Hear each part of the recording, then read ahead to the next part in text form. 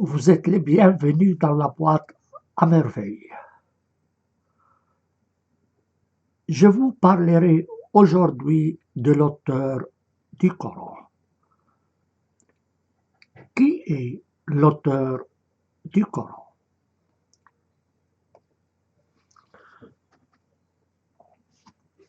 Chaque livre a un auteur, même si son nom est inconnu. Et les livres dont l'auteur est inconnu sont nombreux. L'ignorance de l'auteur du nom peut provenir du désir de l'auteur de cacher son nom par peur des opposants, ou en raison de l'humilité de l'auteur qui ne veut pas se faire connaître. Le nom de l'auteur peut apparaître, mais sans être le véritable auteur. Des étudiants soumettent parfois des thèses de doctorat écrites par d'autres personnes contre paiement. L'auteur n'est pas nécessairement celui qui a écrit le livre, mais peut l'avoir dicté à quelqu'un. Le grand auteur égyptien Taha Hussein dictait ses livres parce qu'il était aveugle.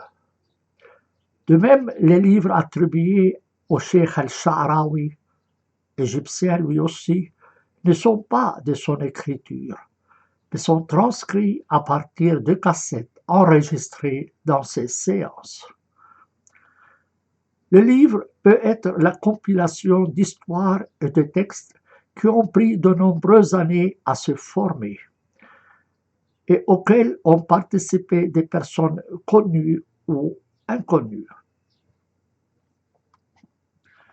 C'est le cas par exemple du livre des Mille et une nuits. Et il y a des livres dont les auteurs ont plagié le contenu d'autres livres, en partie ou en totalité.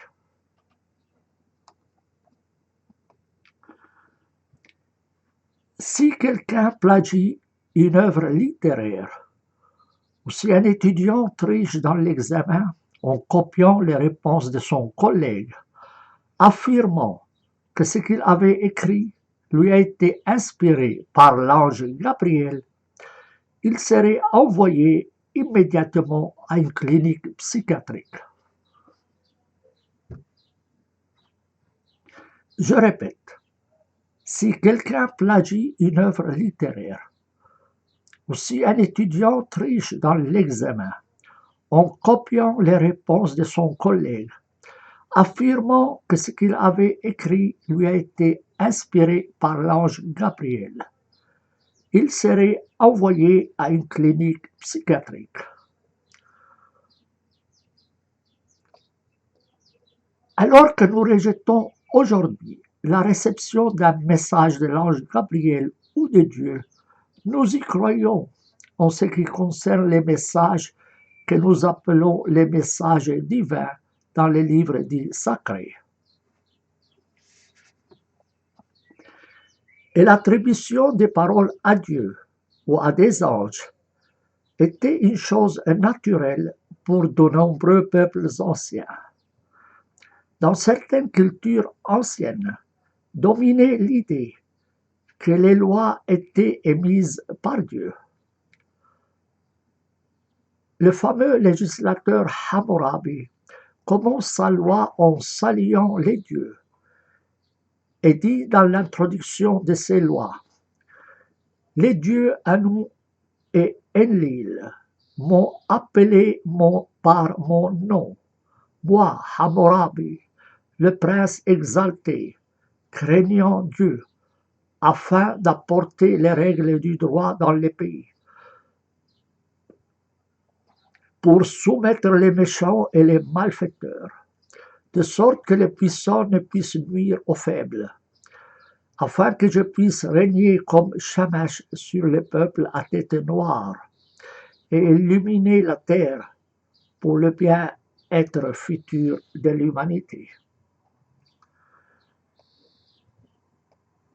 Dans la culture juive, la Bible juive est un recueil de livres rédigés durant plusieurs siècles.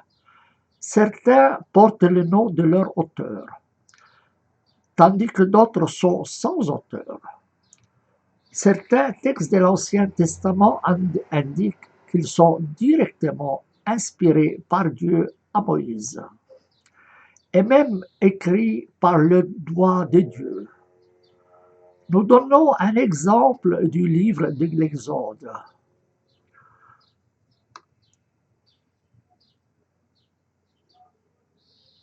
On y lit, dans le chapitre 31, Yahvé dit à Moïse, « Toi, parle aux Israélites et dis-leur, vous garderez bien mes sabbats, car c'est un signe entre moi et vous pour vos générations, afin qu'on sache que je suis Yahvé, celui qui vous sanctifie.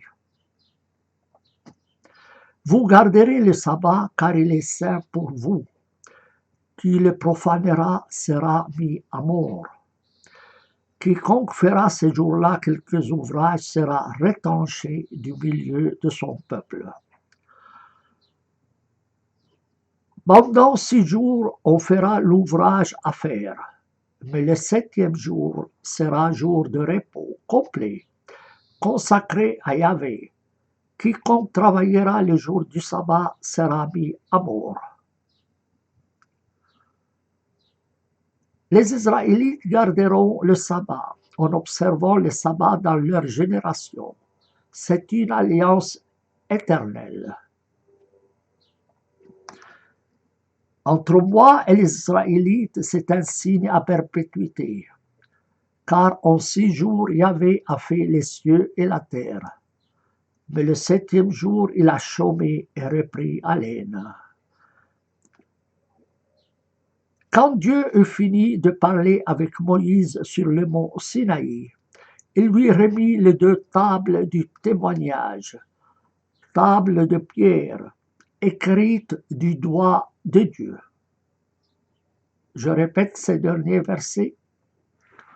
Quand Dieu eut fini de parler avec Moïse sur le mont Sinaï, il lui remit les 2 tables du témoignage, tables de pierre, écrites du doigt de Dieu.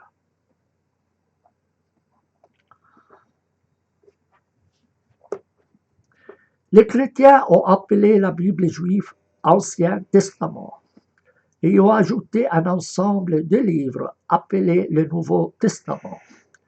Ces livres portent le nom de leurs auteurs, ou qui seraient leurs auteurs. Mais Paul dit dans son épître aux Galates, « Je vous déclare, frères, que l'évangile qui a été annoncé par moi n'est pas de l'homme, car je n'ai ni reçu ni appris d'un homme, mais par une révélation de Jésus-Christ. » Et dans le 2e épître de Pierre, on y lit, « Aucune prophétie d'écriture n'est objet d'explication personnelle. Ce n'est pas d'une volonté humaine qu'est jamais venue une prophétie. C'est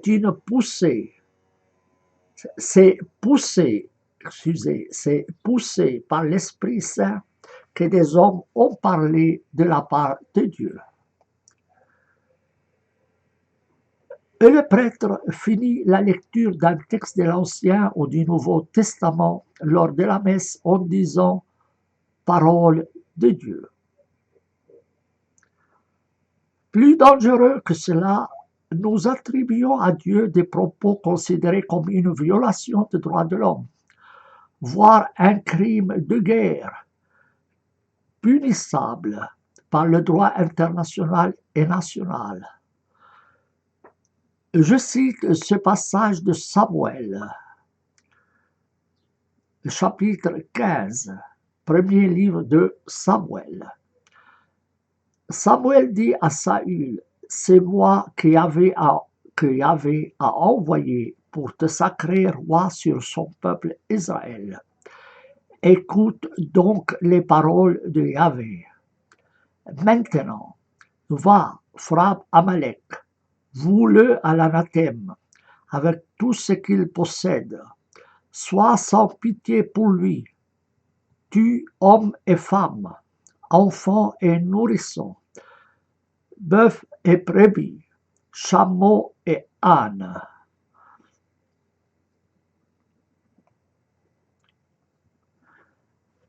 Si nous nous tournons vers le Coran, nous voyons qu'il reprend l'idée de Dieu par là à Moïse écrivant sur les tablettes. On y lit dans le chapitre 4, et Dieu a parlé à Moïse de vive voix. Et dans le chapitre 7, on y lit, Dieu dit, ô Moïse, je t'ai choisi parmi les humains avec mes envois et mes paroles. Prends donc ce que je t'ai donné et sois des remerciants.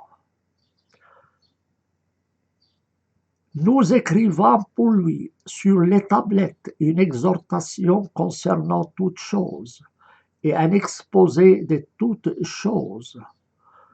Prends-les donc avec force et ordonne à tes gens d'en prendre les meilleurs.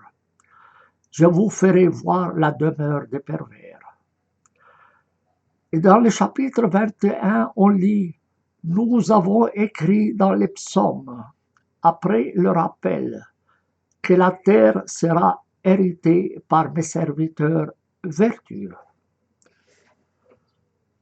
Donc, le Coran reprend l'idée juive selon laquelle Dieu parle aux humains. C'est lui qui écrit la loi.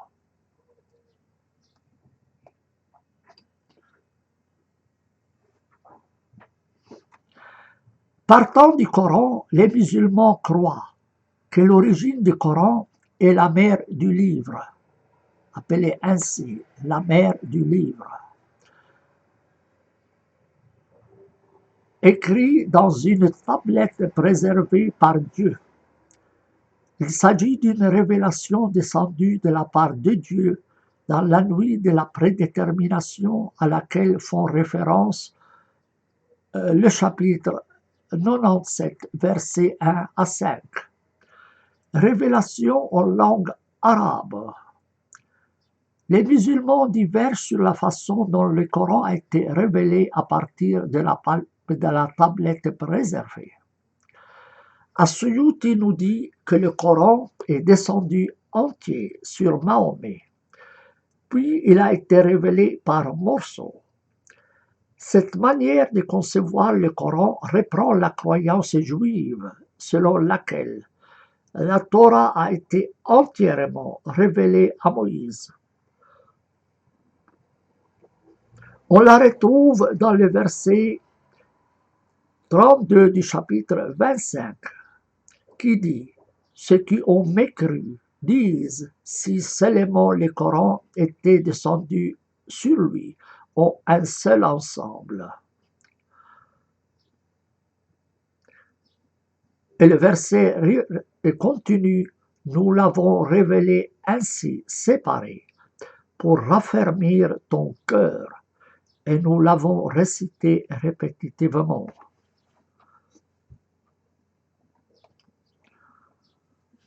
Nous n'entrerons pas dans l'analyse psychologique de ce phénomène qu'on retrouve dans la pratique chamanique des tribus brésiliennes.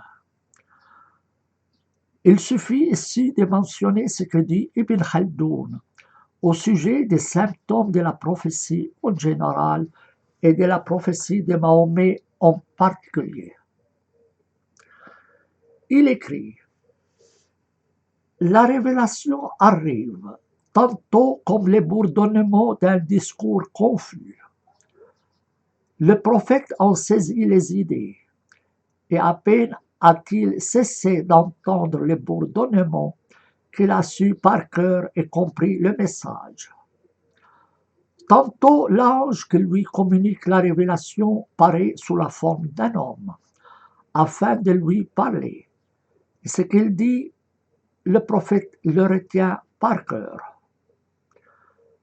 Aïcha, la femme de Mahomet, ajoute Ibn Khaldoun, rapporte qu'une fatigue extrême était une des souffrances que Mahomet éprouvait en recevant une révélation.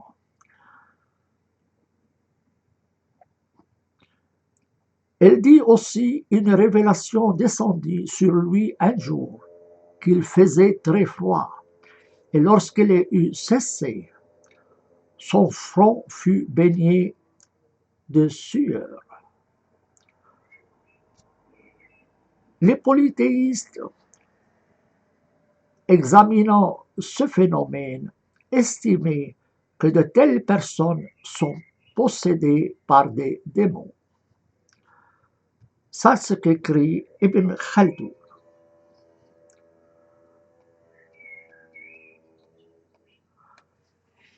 Les contemporains de Mahomet ont remis en question la révélation faite à Mahomet. Certains l'ont considéré comme poète, fou ou magicien et l'accusèrent de raconter des légendes des anciens. Les termes poète, fou ou magicien se retrouvent dans le Coran. Donc, et accuser Mahomet de raconter des légendes des anciens. On lit dans le chapitre 25, ils disent ce avec quoi il est venu est légende des premiers, qu'il s'est fait écrire, et lui sont dictées au matin et au crépuscule.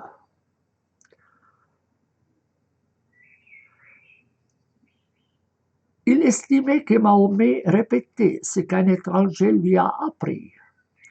On lit dans le chapitre 16, nous savons qu'ils disent, ce n'est qu'un humain qui lui enseigne.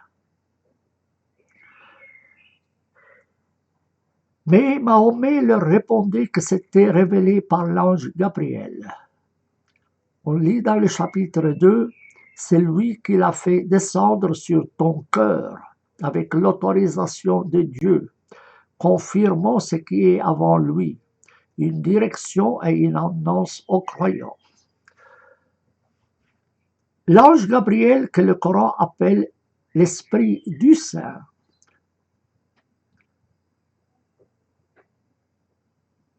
dit le verset 116, a fait descendre le Coran de la part de ton Seigneur avec la vérité, afin de raffermir ceux qui ont cru, une direction et une annonce pour les soumis. Donc, d'après les musulmans, se basant sur le Coran se trouve sur une tablette auprès de Dieu qui s'appelle la mère du livre, ça veut dire l'original du livre. Et le contenu de cette tablette est révélé à Mahomet à travers le prophète à travers l'ange Gabriel. Mais qui était l'ange Gabriel qui transmettait la révélation à Mahomet? Évidemment, les chrétiens et les juifs connaissent Gabriel, c'est l'ange Gabriel. Mais les hadiths indiquent que l'ange Gabriel apparaissait à Mahomet sous la forme de Dahya al-Kalbi, un homme célèbre pour sa beauté et qui maîtrisait l'araméen, le syriaque et le grec. Il était le seul à entrer chez les prophètes sans permission et à rester assis avec lui. Aïcha, la femme favorite de Mahomet, était surprise que son père, Abu Bakr, n'entre qu'avec autorisation, alors que Dahya entrait librement et prolongeait le séjour. Elle dit, chaque fois que j'entre chez Mahomet, je trouve chez lui Dahya. Mahomet prétendait alors que c'était l'ange Gabriel qui lui rendait visite sous la forme de ce personnage. Mais Aïcha rétorquait que c'est Dahya al-Kalbi qu'elle voyait.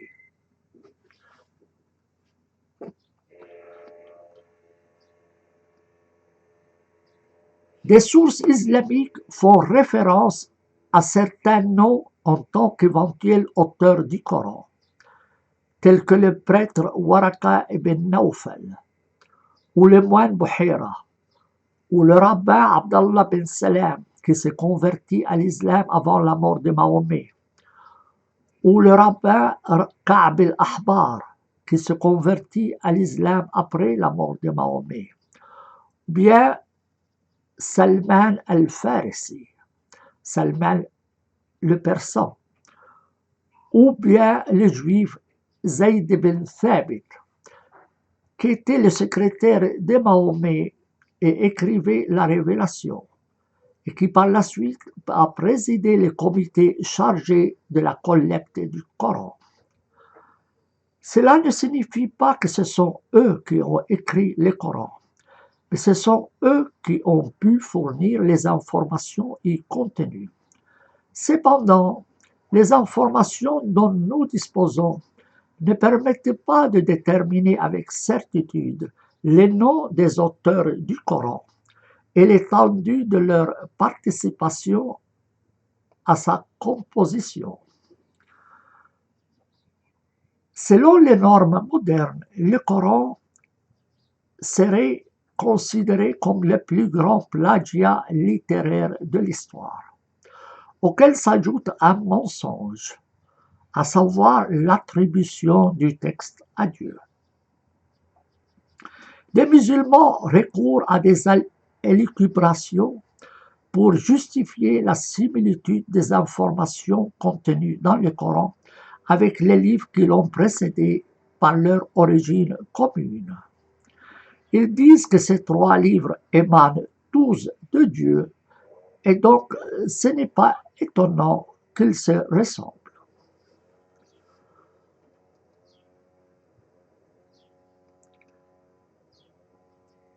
Dire que le Coran ou d'autres livres saints proviennent de Dieu fait partie des croyances extravagantes que le chercheur ne peut admettre. Mais il doit les prendre en compte comme un phénomène humain, tout comme il le fait avec les mythes des Grecs et des Romains. L'attribution de ces livres à Dieu le met en difficulté s'ils contiennent des erreurs linguistiques, scientifiques ou morales, telles que l'esclavage ou les punitions brutales, etc. D'où l'insistance hystérique des musulmans que le Coran est un sommet inégalé, conforme à la science moderne et supérieur aux droits de l'homme. Afin de débarrasser Dieu de ce dilemme, il faut dire qu'il n'y a pas de relation entre Dieu et ses livres sacrés, qui sont en fait des livres humains, contenant de bonnes et de mauvaises choses, et comportant des erreurs linguistiques, scientifiques et morales.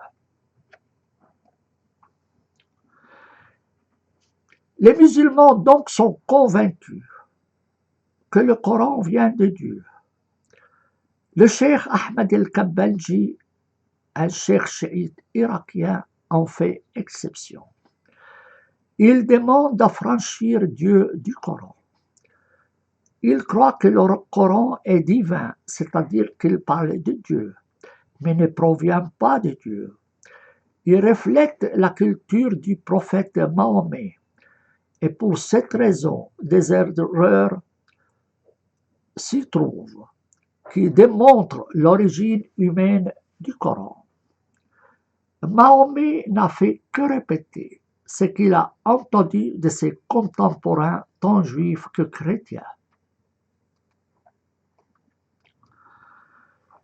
Face à la rareté et à l'incohérence des informations sur le prophète Mahomet et le Coran, nous sommes obligés de nous référer au contenu du Coran pour identifier la culture de ceux qui l'ont rédigé.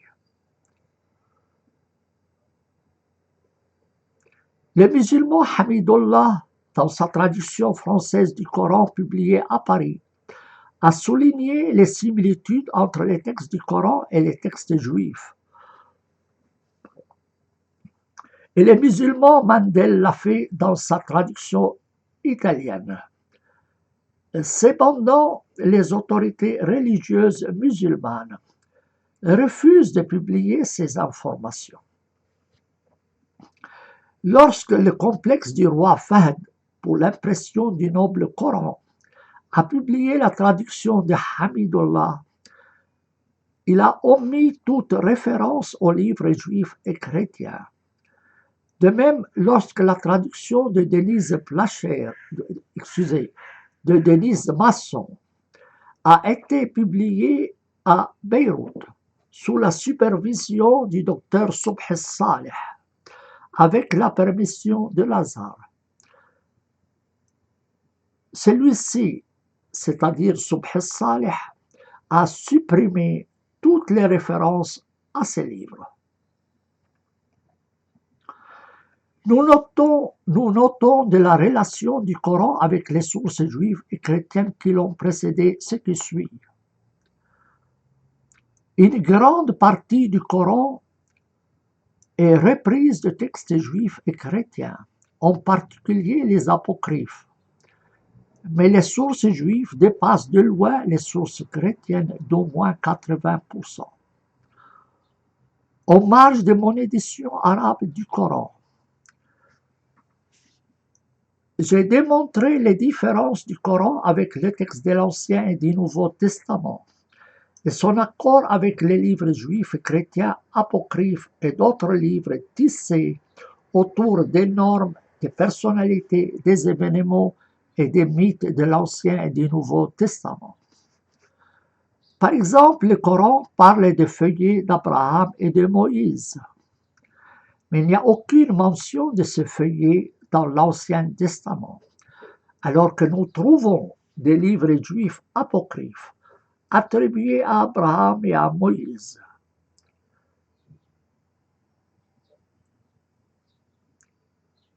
Le Coran parle également du miracle du Christ, soufflant dans une figure faite d'argile, qui est devenue un oiseau vivant.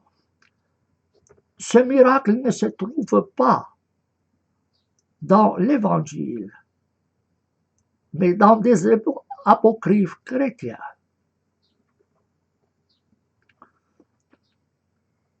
Signalons aussi que le Coran abrège fréquemment les récits juifs et chrétiens. Par exemple, le Coran a réduit les récits de Joseph, de Jonas, d'Élie et de Jean-Baptiste.